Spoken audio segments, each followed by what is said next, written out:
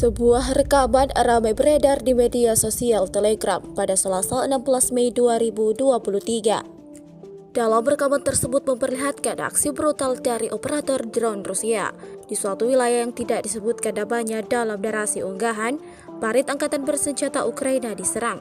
Tampak UAV yang dioperasikan militer Rusia melemparkan rentetan granat ke dalam lubang persembunyian militan Ukraina. Dan hasilnya, granat jatuh tepat sasaran, mengenai titik target, seperti yang terlihat dalam rekaman. Tidak diketahui pasti seperti apa nasib dari sejumlah prajurit Ukraina selanjutnya. Sejak video ini beredar, beragam komentar dituliskan warganet.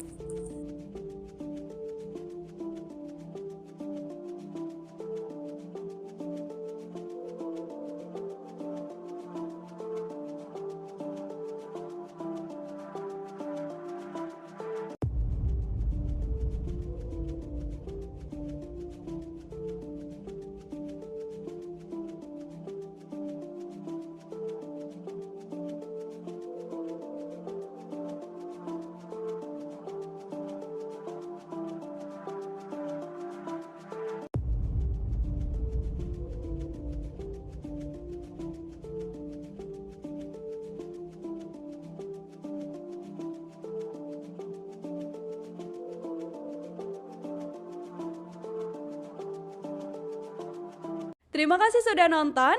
Jangan lupa like, subscribe, dan share ya.